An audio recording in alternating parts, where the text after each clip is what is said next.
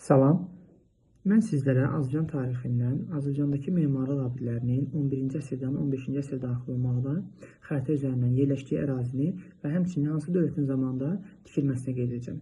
İlk öncə təbii ki, başlayaq 11-ci əsrdən. Burada Cəbrayıl şəhəri ərazisində 1027-ci ildə Şəddadi hökmdarı Fəzl ibn Məhəmmədin Araz çayından tikdirdiyi körpü, digəri Gəncə şəhərində digər Şəddadi hökmdarı Əbləsvar Şabrunun dövründə 1063-cü ildə alanlardan qorunmaq üçün tikdirdiyi Gəncənin məşhur qalaqapıları. Daha sonra 12-ci əsrdə Şirvanşahlar dövrünün zamanında tikilən 4 memarlıq abidəsi. İlk öncə Bakı şəhərindən başlayaq. 12-ci əsrə aid olan bu memarlıq abidəsi Qız qalası, digəri Bakıda Mərdəkan qalası, həmçinin Şamaxı yaxınlığındakı Ağsu çayı sahilində Buğurt qalası və Şamaxı şəhərinin özündə isə tikilən Gülüstan qalası. Bu 4 memarlıq abidəsi Şirvanşahlar dövründə tikilmişdir, 12-ci əsrə aiddir və müdafiə xarakterlidir. Daha sonra 11-12-ci əsrlərdə Azərbaycanda tikilən məscid və məqbərələr. Yenə Bakı şəhərindən başlayırıq. Bakıda Sınıqqala məscidi Şirvanşahlar dövlətinə aiddir. Həmçinin burada qeyd etməliyik, Ərdəbil şəhərində Cümə məscidi və Marağada Göy Günbəz məscidi, Urmiya şəhərində isə Urmiya şəhəri, Urmiya gölünün solundadır, 3 günbəz məqbərəsi və Naxçıvanda, Culfada yerləşən Əlincəçay xanəgahı. Ardınca 12-ci əsrdə Naxçıvan şəhərində tikilən Atabəylər dövlətinin zamanında memar Əcəmi Əbbəkir oğlunun tikdiyi memarlıq abidələri. Bunların tamamı Naxçıvanda yerləşir. Bunlar hansılardır? Naxçıvanda tikilən Yusuf Beyin Küseyir, Möminə Xatın, Qoşa Minarə, Cümə məscidi və Darülmülk, digər adı ilə Eldənizlər sarayı.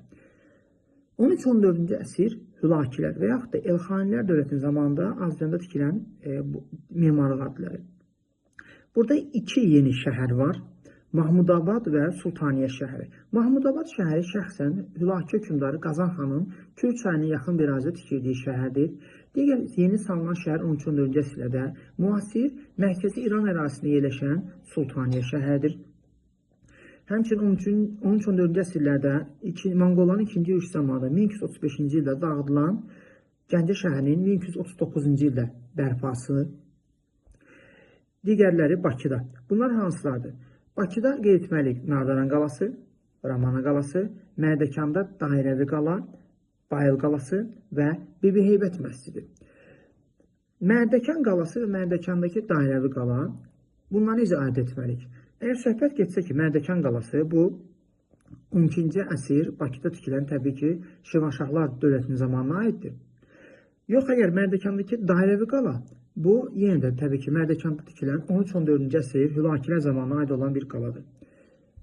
Həmçinin burada Marağa şəhərində Rəsədxana 1271-ci ildə Hülakilər tərəfindən tikilib.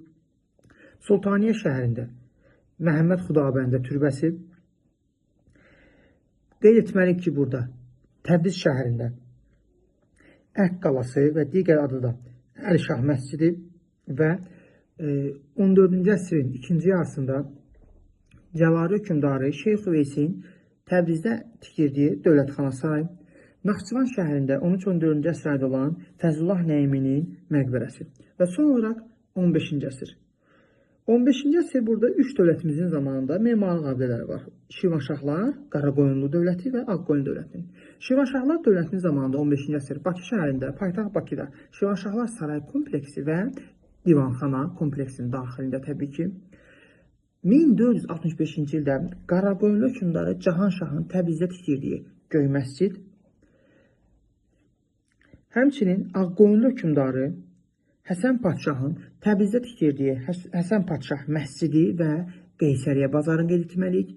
Son olaraq da ki, 1483-cü ildə digər Ağqoyunlu hökmdarı Yaqub Padşahın Təbrizdə tikdirdiyi Həşt Behişt sarayını qeyd etməliyik.